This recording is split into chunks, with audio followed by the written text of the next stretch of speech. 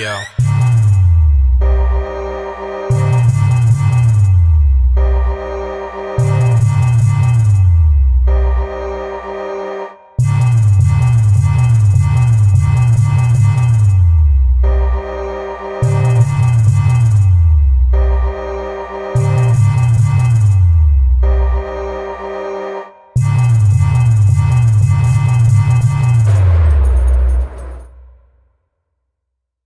What's happening, y'all? Welcome to another episode of the Martymar Show, episode 7, Love and Basketball. And no, y'all, we're not talking about the movie today. If you haven't seen Love and Basketball, first of all, you need to go ahead and check it out, because Love and Basketball is a dope movie. But anyway, I have a very special guest with me today, Miss Jada Smith. She's dope, y'all. I actually met her from one of my coworkers that I work with.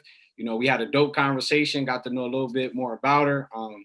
Awesome young woman of God. You know, she's doing her thing. So I thought, why not have her on here, right? Let's highlight some of our young women, especially because it's Women's Month. So let's highlight some of our ladies. So with that being said, let me introduce Miss Jada Smith. Jada, what's going on? Hello. First, I want to say thank you for allowing me to be a part. My name is Jada Smith. I'm 22 years old.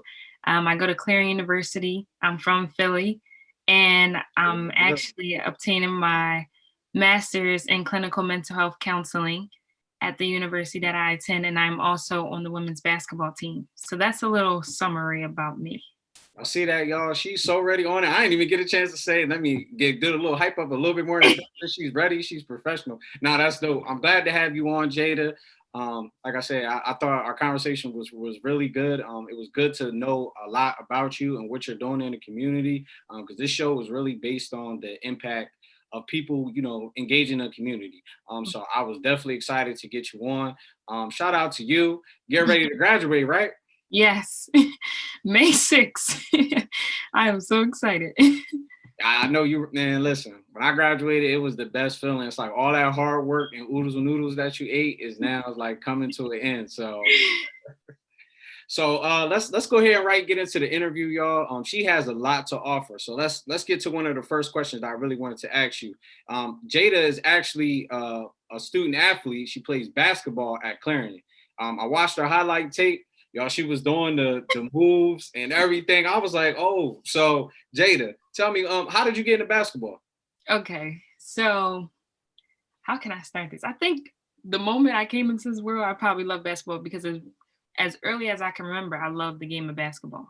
So I don't know where it came from, but I would say I watched my dad play and I kind of just loved the game. I was very interested in it. And then I want to say around 5 years old, I just started dribbling basketball and kind of just was shooting, and I could like shoot really well. So I kind of just started liking it from there. And from that point, I started playing and in school, like just playing around recess and stuff like that. But I used to be fat. So and everybody's like, what? But I used to be fat. So I wasn't as fast. So one of my gym teacher talked to my parents and they're like, I think she should run track because if she run track, she'll be better on the court. Well, for me, I'm like, perfect. Like that will help me be a better basketball player. So I actually started running track and I actually then fell in love with track. So that's like my second love, I call it, because basketball is my first love. And I ran track from 7 to age 13. So actually at an all-star game, because I was playing basketball only during basketball season for my middle school. And we had an all-star game. It's like CYO all-star game. And one of the head guys from the Philadelphia Bells, he actually saw me play and he was like, I want her on our team. And then I switched over from running AU track basically my whole life to then switching over going into ninth grade to play AAU basketball. And AAU basketball is more like at a national level. So like the best of the best. And I was on the Philadelphia Bells EYBL team. And that's like the Nike team. So just a little back history about how talented I was on the track. I was actually nationally ranked. I was 4th in the country in the triple jump and 6th in the country in the 800. And then I was like, yeah, I want to go back to my first love. So that just goes to show you like how much I love the game of basketball. I decided to give being so close to even going to the Junior Olympics for the USA team to go try out for the triple jump.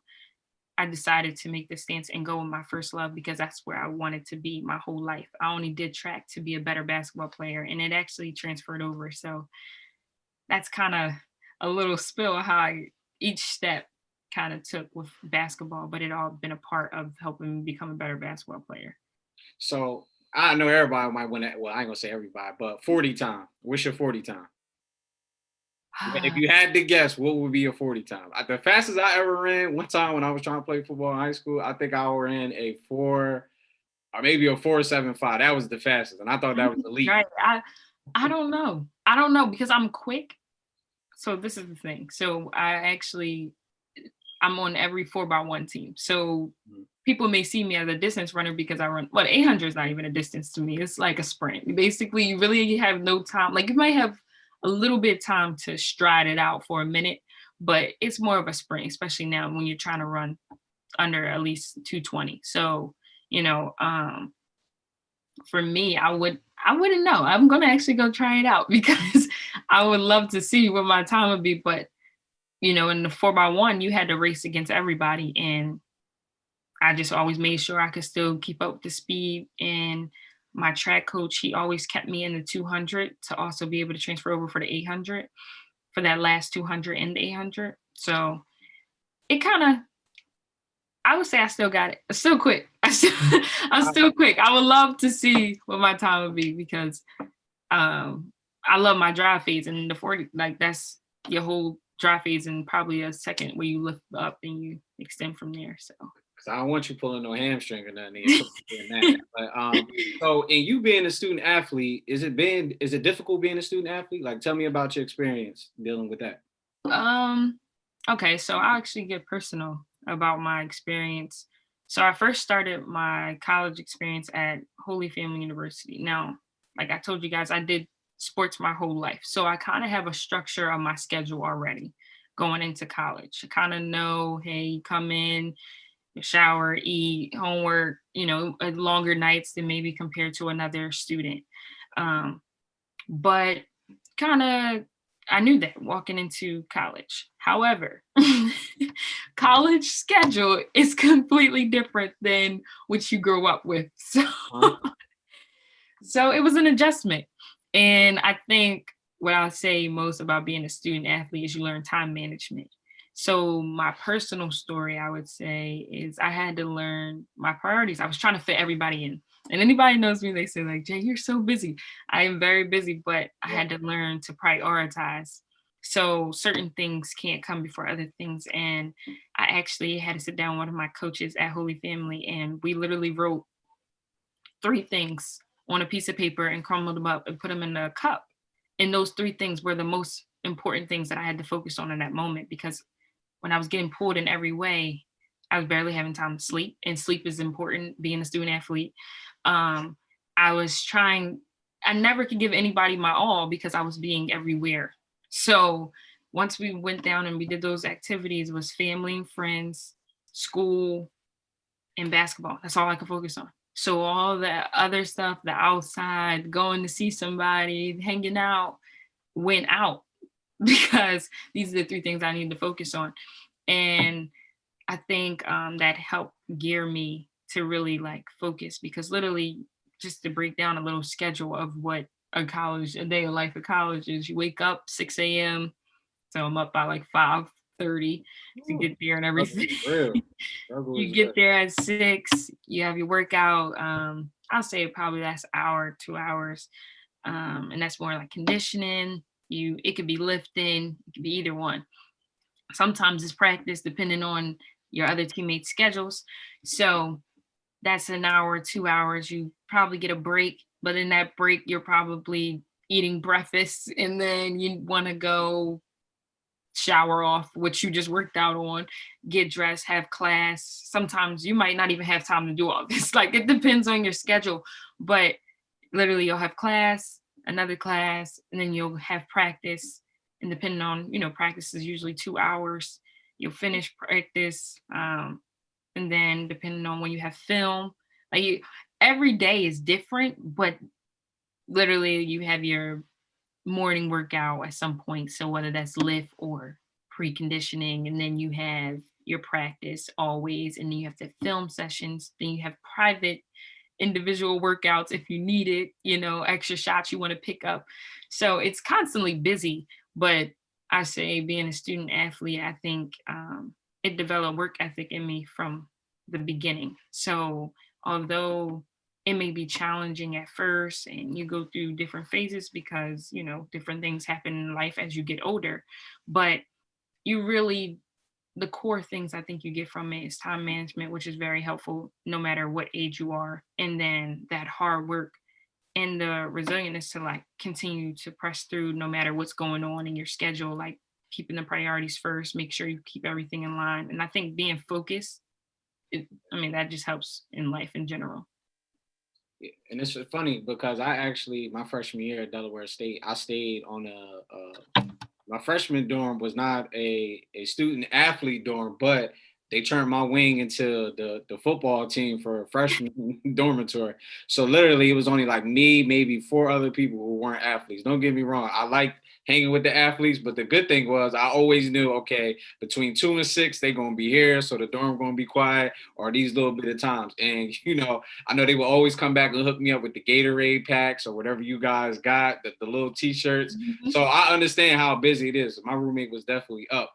But in talking about student athletes, especially because we're in the middle of March Madness, and if y'all ain't watching it, March Madness is really good thus far, for the men and the women. But talking about women's basketball, we know the picture came out with the disparities in equality amongst men and women. And what I'm talking about, guys, if you didn't see it, for the men's NCAA tournament, they got all these shirts and supplies and this top equipment. And then for the female side of the tournament, they barely got anything, or they pretty much only got like a shirt, one or two supplies versus the men. The weight room was terrible, so on and so forth. Anyway, they did not receive the same items that the men received. Mind you, we're in the middle of a pandemic, but even if we were not, they still should receive the same thing. So I'm interested. Jada, what are your thoughts when you saw that picture? Um, it's very heartbreaking. And I feel like we're continuing to try to push for equality for women. And, you know, um, I don't know if many have seen, but like certain men from the NBA, I even made a comment. Some are supporting, like, this is not right. We need to do something. There needs to be a change. And then some are like, well, y'all don't bring in enough money. And for me, I always felt like, although we might not bring in the same amount of money, it's like we're not advertised the same. We're not Mhm. supported the same to begin with. So there can't be an equal on who's bringing in the most when we're not even being advertised the same to have more people view. And I really struggle because I'm a feminist, so I have strong opinions about it. And I always said didn't want to go to the WNBA because I wanted to be on the board to help the players receive the same amount of money, because I don't understand. We can name some icon legends that are phenomenal in basketball that don't make. LeBron and Sue Bird, for example, both been in the game for many of years. LeBron's salary compared to Sue Bird's salary is completely different. And that to me is like really sad. And we just actually had a raise from the WNBA. It was a raise because before we were making very, very little What money. was the raise? Um, okay, so I'll I'll take out endorsements if I don't know the numbers correctly, so I'm not going to say the numbers correctly, but basically the salary that you were receiving if you were even a top player, not even saying, I know people that play on the bench in the NBA. So top players weren't even making over 70,000. So it's like extremely low. So um like Sue Bird, like it's the numbers. If I just encourage anybody, just go look at the numbers. Referees make more.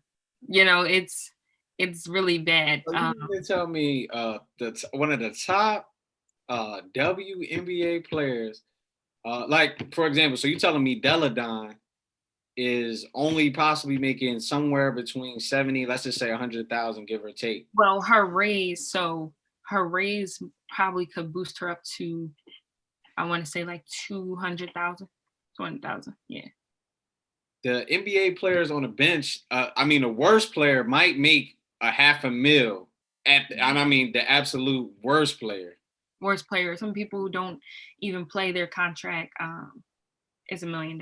Like I literally know somebody he didn't play, he got hurt the whole year, and he's still not doing anything, and his contract is for $1 million. So for me, that has been something that I've been passionate about, and just kind of wanted to voice. I haven't figured out the way to get it out there, who we need to talk to or anything like that. But seeing those things, like the men were eating steak and the women are eating, it looks terrible. It looks worse. Like they were considered worse than jail food. So it's sad, it's heartbreaking, but it always makes me think like it's more work to be done.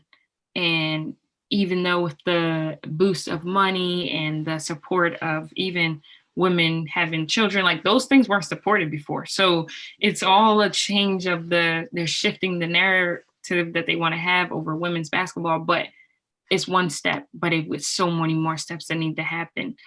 And if we really, really get technical, the only difference that I see, maybe somebody else can see, but that I see is maybe not as many women dunk the ball, but we still dunk. Like there's still women that dunk the ball. It's just not as frequent in the NBA as the NBA. But for me, I mean, a lot of people are shooting threes. Like that's become the whole big thing. And women can shoot threes. We can dribble the ball. We can cross over. We can make somebody fall. We can do fancy stuff. It's all the same. We're putting the ball in the same hoop. And I think when they bring up advertisement and who's bringing in the most money, you can even transfer over from basketball and go to the U.S. soccer team. The women's team brings in more fans, more money, and they weren't getting the same, pay, but they fought for it. And like they also had a boost too. So it's just like, it's unfortunate we're in 2021 and these disparities still happen, these injustices still happen. And it was still not like we're being viewed the same and we're doing the same thing. We just might not be dunking the ball as much. So when you think about it, it's like, wow. And then for such a huge platform, the NCAA, where many people look at, it's like the weight room, they had yoga mats and little weights, as if this was like somebody's home. Like that's somebody's home. The money, the men's room looks like, I don't know if anybody's seen like LSU, like football inside their locker, their weight room, but it's amazing. It looked like that. Like it was amazing. So and then they blamed it on space. They even came out with a press that said, oh, we didn't have enough space. Then the women posted a video of all the space that they have in there. Chairs, just chairs in a circle in the weight room. So, I think with such a large platform to view women that way and then expect them to have people pour into women's basketball when you already look at them that way, how? We're trying to break that stereotype of those things or show that women are equal, and yet you give yoga mats and a couple weights. It's no way you can say that that's even. I could probably squat better than some guys, like not, for our lifting, for them not even have a whole lifting setup is just beyond me. But it's frustrating. But like I said, I feel like there's always more work to be done in those moments. And it just helps you bring you back to reality on what's still going on in the world. And we just have to continue to fight and press forward and continue to, power through. And I just wish people supported women more. And some guys are jealous that they can't do what the women are doing. So that's going to be hard, So, I'll say this. I've watched women's basketball that first growing up. Obviously, it wasn't because women, I think the WNBA came, the early 90s? It's not that old, right? Yeah, it's not. Because think about when we had a process, Title IX, to get, like, it's. But I remember like watching it and I was like, first I was kind of like, I just had to get used to it. But as I'm like older now, I start watching it. I'm like, women's basketball, soccer, like y'all, it's lit. Like they really get it in. It's not even, and obviously I wasn't looking just for the dunking, but like it really is like competitive basketball. Like I don't know, people pay attention like UConn and Baylor and even some of the smaller mid American schools, they get it in. So I think I agree with you too that we can't look at it as dunking, but I ain't gonna lie. If it could be a little bit more dunking, it definitely because I think Brittany Griner, I Mm-hmm. remember her. I think she was what like 6'9", or she used to. I remember one time she dunked. I was like, she could probably not even probably she could play in the NBA. She Mm-hmm. was aggressive and she was tall. But Right. in talking about that, so I agree with you. It's definitely time for a change when it comes to all women's sports. Like doesn't matter, you know, it just doesn't matter. We need to support. It's nothing else really to say to that. But and talking about the WNBA, who's your favorite player and why? Who you got? Okay, so I have two. No, who's your? Yeah, I need your top player. Your top player. Who you got? All right, I'm gonna say my top player, but I gotta shout out my other one. Okay. Okay. All right, I Okay. got you. Got you. So my favorite player, all-time favorite player, is Candice Parker. She's on the Los Angeles Sparks. Oh, I love her game. I've been watching her since she was in college when she was at Tennessee. So I love the way she plays. Like I love her character. I love her leadership. Um, I love her respect that she has on and off the court for herself, for other people. And I think seeing her climb each year, like just now she's up there with Shaq, like sitting at the sports table talking about sports, like, you right. know, and still being able to play, but also being a mother, being an advocate, being a leader. Like I said, those things matter to me. But she's like resilient, and I love people that are resilient. And I never met her, but I follow like her through social media. She just seemed like a genuine, nice person. So that's my all-time favorite player. And then my other person I gotta shout out because she's from Philly, so I gotta give her a Philly shout out. Is Okay. Kamaya Small. So No, I know you was South Carolina coach, right? what'd you say? She's South Carolina coach, right? Who? Who did you just say? Oh no, that's Dawn. But Okay, yeah. I gotta shout out Kamaya Small. She went to Newman Goretti, Okay. and she then went to JMU. But I knew her from high school, and then we played on the same AAU team.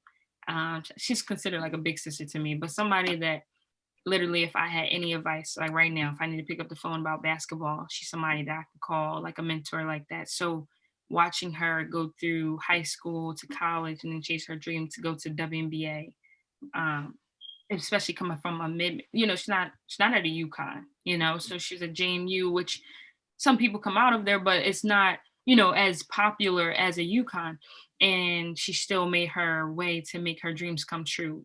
And like I said, I'm really big on the character of a person. So she's not just this basketball player that, is doing great, but she's also very humble, and she continues to make sure the people that she was with in the beginning is still there. Like I'm still there. Like no matter where she goes in life, no matter what she's doing, like she's playing overseas, still like she just got the MVP for playing overseas. She still is a phone call away, and she's so humble and very hardworking. I think for me to be another young lady and to see that, especially somebody in my community, somebody that I know, somebody I can reach out to, it's just amazing to watch. So that's why I say she's my other favorite player, because she's new to the league, and it's just good to see her dreams come true. No, that's definitely dope. Because a lot of people, when they get into that position, like your position you're in, sometimes they forget to remember who's been helping them along the way, or those Mhm. solid people with that good character. So I agree with you on that. And shout out to your homegirl. Like that's dope. 'Cause I Yeah. didn't know who you was gonna say. I thought you was talking about the coach from South Oh, Carolina. Dawn, yeah. I Yeah. love Dawn though. I do love her. Oh, okay. Because you was like, no, no, I ain't talking about her. I'm like, oh, my bad. But let's kind of get into your organization. Let me show other people. I got my swag shirt on, y'all. My swag shirt. Um, let's just get right into your organization. Tell people about your organization and how it got started and what does it stand for? Swag. Okay, so swag. So it's more known as, swag, SWAG, and it means scholars with athletic goals. And I break the A down, so it's like scholars with athletic, academic, and artistic goals, because I like to support young ladies who are doing it all. If you're able to balance your academics and still do academic, sports, athletic, whatever your other thing is, I'm on support. And if it's only school, I'm in support too. Do just make sure you're doing your best. So I was, to summarize what my mission is, what I do, like, is it's an organization dedicated to motivating, uplifting, encouraging, and helping young women reach their goals through mentorships, workshops, and scholarships. So in the midst of that, my four pillars are self-esteem, self-worth, reflection, and journaling. And I mention those four pillars because those are my core focus when I'm having my workshops, when I'm talking to other young ladies, or even going back in the community. And every time I go to give a scholarship, I reflect on those things for myself, but also what I would like to see in them. And I'm so proud of who they are and what they can be. So um I give a little timeline of how everything kind of happened to now hold my own nonprofit. But it started eighth grade graduation. Um, I told you guys I'm a feminist, so I did very well in school, and I was extremely talented on the court, and I also was running track at the same time. So this is middle school, and like I told you guys, I'm nationally ranked. I've been nationally ranked since I was 8. So been nationally ranked, and then at this point, I'm averaging probably like 20 points per game in basketball. So I'm doing, yeah, that was good. So in the midst of that, I'm a standout athlete, but I'm a standout student. But however, I wasn't getting the awards during graduation for being both. It was more for like my character, being humble, being a kind soul, being hardworking, like those things.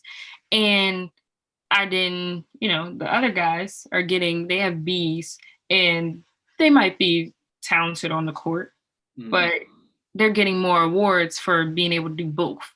And the B's are okay because they're so talented on the court, or they're so talented in track.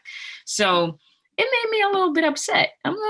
So I came home and I'm like, Mom, like, I didn't get an award for being both. Like, they don't have an award for both. And she was like, well, you should make one. And I was like, you know what? I'm gonna make one. Like, okay. Yeah, because I was so upset, why didn't they have it? So that's when it first started. I started it going into ninth grade, high school, and I was like, I'm gonna go back to my middle school. So I took the mindset, if it can't happen for me, it's gonna happen for somebody else. So I don't want another little girl to feel how I felt. So I'm gonna go do it for somebody else. So I had a meeting with my principal and my head of school and all, it was all the business people, because I was handing the money. And it was kind of great to see they were all in support. And with me being an alumni, they were even more excited that I wanted to start that for them. So I go back to my middle school since ninth grade, and I give an award, and I give them a scholarship for $250. And each year I'm trying to, as my nonprofit progresses, I would like to be able to pay off a whole tuition. So I give it to them seventh grade to go to their eighth grade tuition. And that just gives them a chance to shine their light and just know, like, hey, I see you. And I want you to know, although at the time I was balancing two sports and doing academics, I see you now, like, you're balancing the two sports, or you're balancing that sport and being a standout athlete, but you're also being a standout student. And that award is called the Distinguished Student Athlete Award. So I started that, and kind of the person kind of has to the criteria for it is that you have to be a standout athlete, and you also have to have strong academics. So that all started in ninth grade. Then I did a workshop in my freshman year of college and went back to my middle school. But then after my workshops, other schools wanted me to participate and actually have this. So I was like, oh, okay. So I started liking to do workshops. And I titled my workshops I Am. So that's where the self-esteem and self-worth come in on my 4 pillars. It's like, I want you to build, to be strong into who you are. I want you to know who you are, because I feel like when you know who you are, there's something different about your whole approach to Right. life, and you're confident, and confidence goes a long way, especially being a woman. And if you are an African American woman, you're even fighting more than what, than what you're fighting just a woman. So um I made that decision, and when I went to go do a workshop, I loved it. The kids were very like participating, they were very interested, they were very in tune, and they got to ask me questions that they maybe couldn't ask somebody else before. So I can just tell you that, for example, one girl, she played basketball just like me, but she was like, I'm not, she wasn't really girly, So she's like, I'm not really girly, but I play aggressive. And the boys are like, why are you so aggressive? Like, what do you say to that? And I'm like, you know, and those little questions really travels through a younger kid's mind. Yeah. Yeah. So I was glad that they even asked me. And I'm like, listen, it's okay to be aggressive, because you don't want to be soft on the court. It's okay to be aggressive. It's okay to be better than that boy. And he might tease you, but you're better than him. And that's where I tell him, like, you're good. Like, I understand that you might have that question of, is this too much? Am I being too aggressive? But I said, in the long run, it's okay. Like, you're going to be all right. And you're going to be a standout athlete because you are aggressive. And that boy can't touch you, like, he won't be able to do anything with you. But I think for me, for them to see somebody like me, when I go present, I'm just this girly girl. And then they see a film of me playing, and they're like, oh my gosh, you are aggressive. And I'm like, yeah, you can switch it up and it's okay. And they teased me too when I was in middle school, like, you so aggressive, like, you so serious. I am serious and I want to beat you, and this is who I am. So, kind of giving them that chance to open up, but also to see you're going to be okay. They're literally seeing somebody not who's been in their shoes before, who's been in the same seats as them, who's been through the same things, and they can all reach out to me. But one thing that I love most about going to speak to them, when I went with them and we wrote in our notebooks and we followed each other on Instagram and built the connection and everything, Mhm. um, when I got hurt, they all wrote me letters back. And that's how you kind of know, like, it's full circle. Like, it's full circle. And I live by the quote, I'm counting on you, counting on me. And actually, in the letter, that's why I still get emotional about it. In one of the letters, Right. in one of the letters, she said, don't give up. I'm counting on you. And you know, every time that I wanted to, the process with the ACL and the MCL injury is extremely long, and it was hard. I never been taken away from my sport without me wanting to walk away from it. That was my first time that life took it away from me. And I just kept remembering that quote. I was like, that little girl is depending on me. I got to keep going. I got to keep going. And it's so, I love the thing about young people is she probably didn't know that those words were going to travel with me through my whole 10 months of recovery, or even after, once, because the process back getting back on the court is another process. Right. She didn't know that those words were going to be with me, to stay with me throughout that whole process. And now I live by the quote, I'm counting on you, counting on me, because we have to do it together. So once that all came about, I know it's been like a process. So once that all continued to build, I said, I want to put it all together. So when I went out to Clarion, because I transferred over there, when I went out to Clarion in 2019, I went to a sermon, and literally in the sermon, he said, why sleep on a blessing that God gave you? Go for it. And I said, wait a minute. God talking to me. I'm boo-hooing at this sermon. Boo-hooing. This sermon got to be so good. I'm like, I hear you, God. I got it. So um shortly after that, I kind of just put it all together, and I just like, I'm gonna do it. Put it out there, and this is what it's gonna be. Um, and that gave me a chance to put everything that I wanted to do, from mentorships to scholarships to uplifting women to motivating them all into one.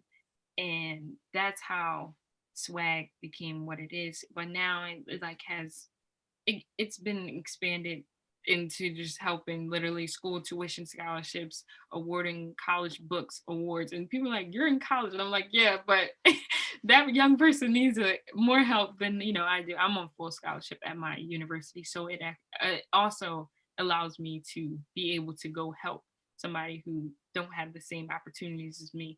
Um, and then, even tuition program scholarships. And it just continues, like, free workshops for young women. And then due to COVID, it even expanded more to that because I was able to speak virtually. So I'm literally hitting on plenty other platforms, which was like a big blessing to be able to share my story, to be able to talk about swag, to be able to inspire others, especially during a time where it's been hard for a lot of people. Mental health has been, something that's gonna, many people are already impacted, but once it's over, it's gonna be a whole nother, issue to deal with and to work through and everything. So, like I said, it's been a very, very overwhelming, overjoying process to have swag all come together, and here it is. Well, I guess for me, I need to ask, do you do adult scholarships? Because the way my loans and stuff is set up, I know some people that we need to know what our loans like now. But no, seriously, all jokes aside, it's dope. Everything that you're doing, impacting our young women. They definitely need to see more women like yourself who are not only academically strong, but also their character. It's just a blessing to see that because you don't see too many females doing that. It's plenty out here, but however, there could be a lot more. You know what I mean? So we definitely need a good representation, especially when COVID hit. Like you said, mentally, a lot of people are stressed out. Just from everything lockdown, so on and so forth. So we need something bright. So I know I definitely appreciate everything you're doing in the community because I might have a daughter one day and I may say, hey, be like Jada, you know what I mean? So that's awesome to really see that happening. I mean, my next question was to ask you how you're impacting the community, but you already kind of touched on that, so we ain't gonna go into that. But I guess let's get into our laugh out loud moment. Let's get a little bit lighter.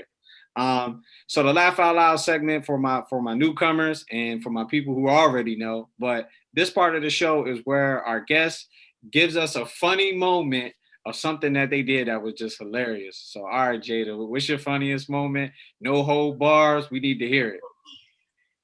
My funniest moment. I'm trying to think.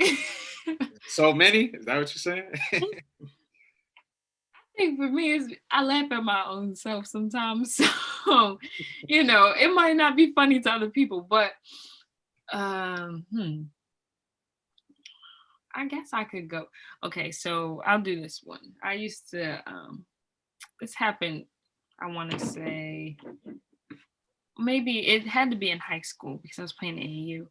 And I don't even know if it's funny. I got yelled at, so I don't even know. Come on. Come on. It sounds like we getting there. Don't hold back now. I'll just say it.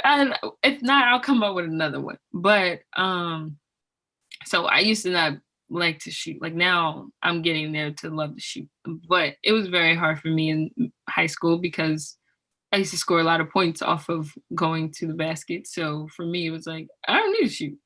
Not that I had a stubborn mindset, but it kind of was like, it didn't make sense. It was easier to get there. So, okay. Anyway, so I wasn't shooting the ball. And one time my teammates passed me a ball and I didn't shoot the ball.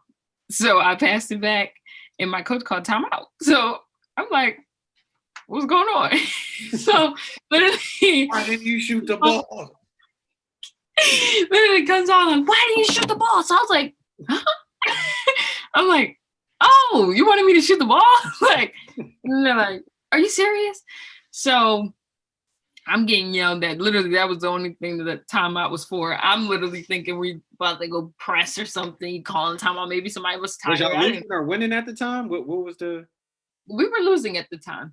Okay. So I just didn't want to shoot the ball because I wanted to go to the rack. So, basket, sorry. I wanted to go to the basket. So, I just wasn't shooting it. But he called a timeout, he screamed, and I'm like, oh my God, he's serious. So at that moment, I didn't really I never been a person where I kind of just was sad. I might be upset that I got yelled at, but I didn't get about to cry in tears. I just was like, wow, he just really yelled at me.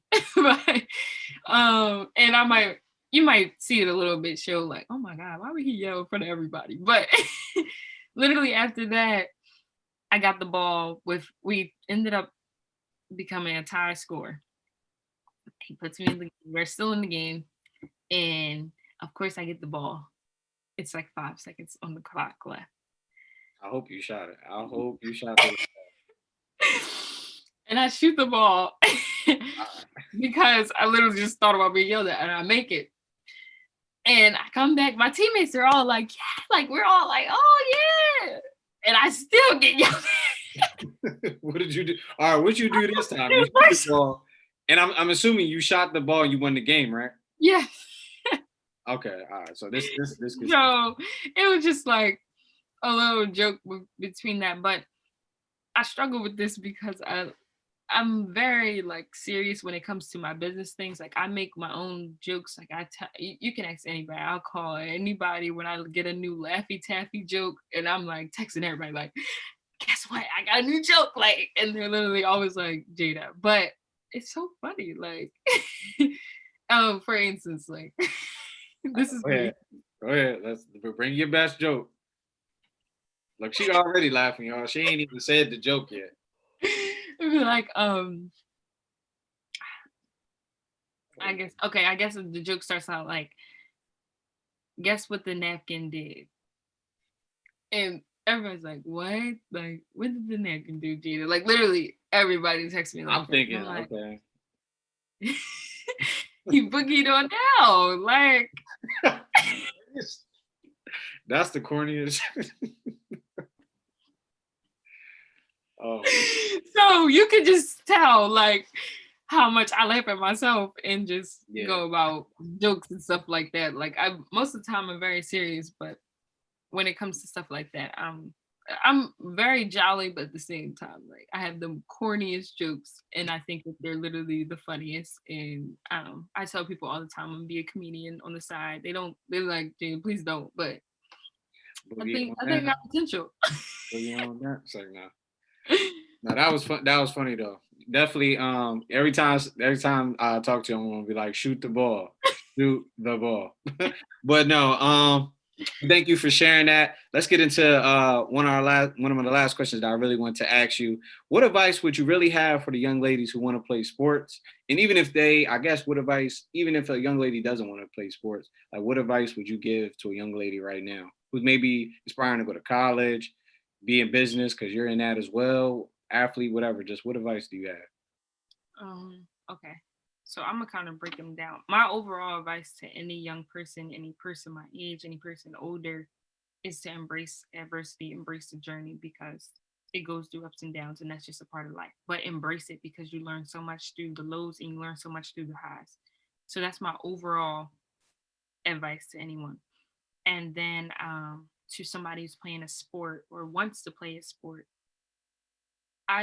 I love the quote, get comfortable with being uncomfortable, because it's something different. And it might not go the way you want to at first, but it can be something beautiful at the end. So stick with it, go out, try it, see if you like it.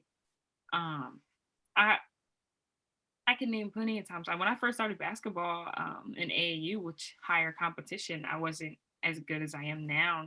Those things. So if I quit, I probably wouldn't be on at a college university playing on the women's basketball team on a full ride. Those things. But I would say go for it, try it, enjoy it, meet new people.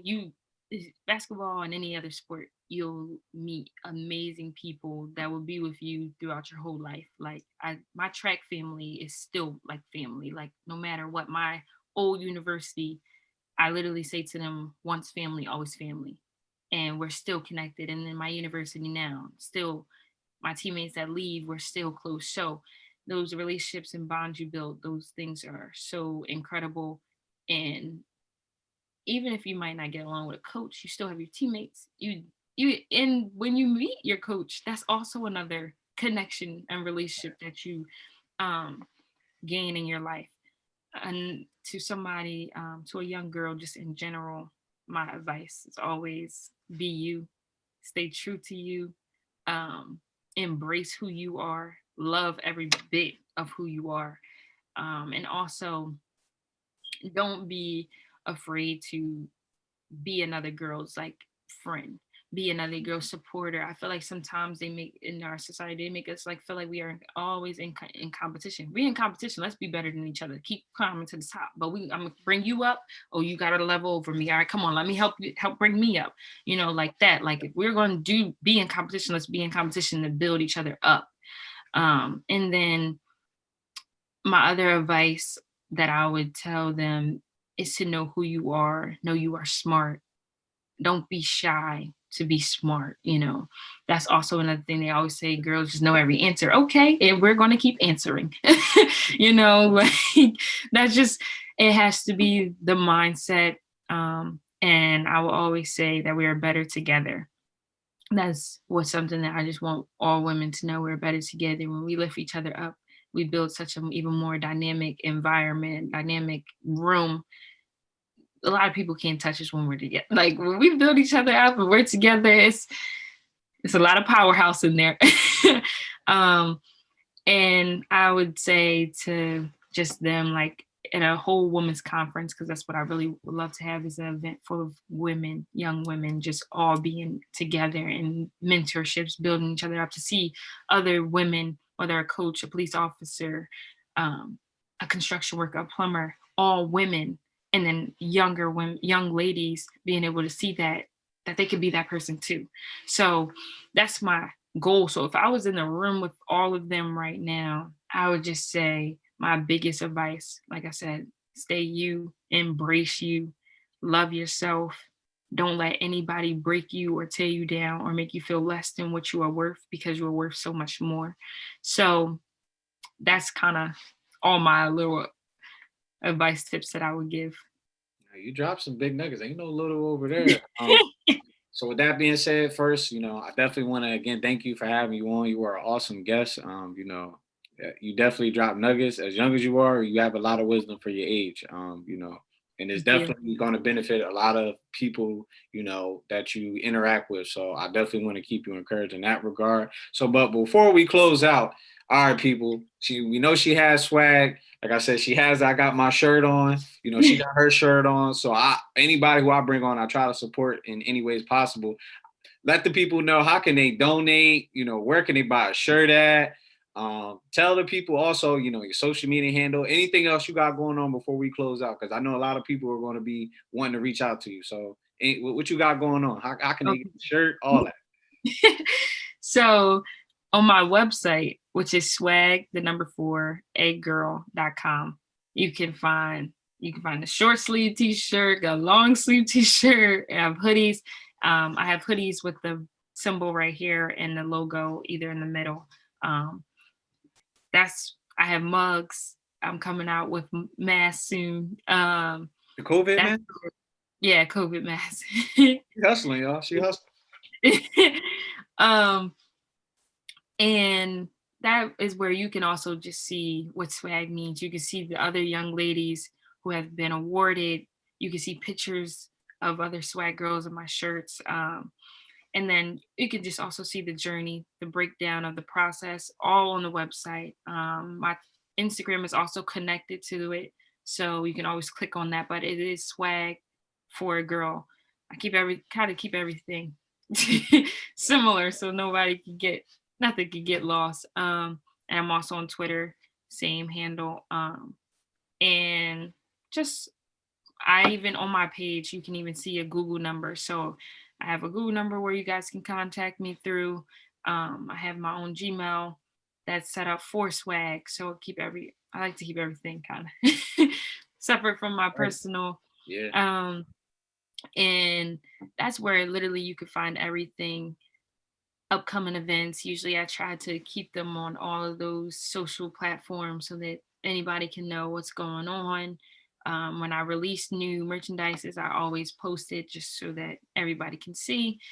And I'm working on, due to COVID, it's kind of hard to have an event because everything's like, either like 6 people or 8 people, and you kind of want to have it more, but um, it's it's something that I'm working towards. So once I have even a bigger event, I'll be on all those platforms posting that too. So that's the best way to reach me. That's the best way to get a shirt. Whether you send me a DM or you place the order through the website, I'm always in support to help through either way, just to make it easy as possible. And I even have like a donate button. If you don't want to buy anything, you just want to donate to the cause, that's also there. So, and I can just tell you guys my thing that I'm working on right now is I would like to start a scholarship at my high school. So I went to an all girls school, and their their diversity level, their diversity numbers is not the best. They're working to build it, but it's not it's not the best at the moment. And I love that they're working towards it. But we also had a cause where we actually came together. Our Black Student Union came together through after George Floyd died, and the conversation was so strong. Although I experienced some racial situations, but I didn't experience in depth as they have. And maybe, like I said, because I'm an athlete or just because just who I am, who knows? But I don't want those experiences. I don't want the disparities between or the stereotypes of Black person can't afford this. So I'm gonna come up to them and ask them like, oh, maybe you can't afford this. Do you need some help? I don't want them to have to depend on that person that's approaching them that way, or have to miss out on an opportunity because you don't want to be approached that way. And I don't want you to look at me as charity because I'm a Black kid that maybe can't afford the same opportunities as you. So I am working to build a scholarship for African American young girl at the university. I'm at the university, at at the academy, the school, because I would like to help in that way. I know I have spoke there before, and I was actually the open house speaker. That was the first African American open house speaker at my high school, and it was just that just goes to show that they're very interested in building it. They want to have more African Americans and stuff like that. So I want to be able to help that young girl who wants to go to that school because it's a great school, but maybe can't afford and maybe needs just like that little bit of fun, or those events where we have a Kairos event where you can go away for 3 days and it's a retreat. It's a women's retreat, spiritual, but it costs. So although you may want to, my parent may be already struggling to pay for my tuition. I can't go ask to go to Kairos, but now I have that scholarship. Oh, I can now go. So it has to start out small, of course, to build that up. But that's where my next focus is really geared to right now, just because the reason why also people might be like, why does she keep going to the places where she's been? But that's my biggest thing. Like, though I've been in those seats before, I've been there. I want to help my community to help me be who I am. Like, I can't explain how much my middle school has helped gear me into being a strong African American woman. And then I can't explain how much being at my high school has developed me into such having a strong drive for sisterhood. Like, that sisterhood connection of seeing other young ladies come together, whether we were doing assignment, homework, a project, just instilled in me the strength of sisterhood, the strength of needing each other, the strength of building things together, and how dynamic it can be.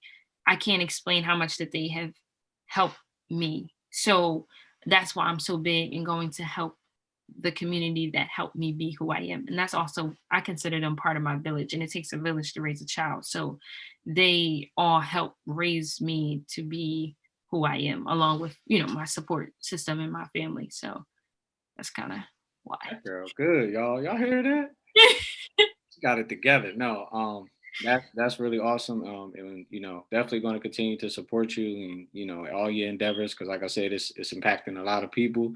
So we thank you for that. So at this time, Jada, it's been an awesome, dope interview. Definitely learned a lot, guys. I get ready to close out for the next episode of the Martymar Show. We're actually doing, and Jada, you'll get the exclusive too. I'm actually doing a virtual gospel Caribbean party, virtual. So that's next month.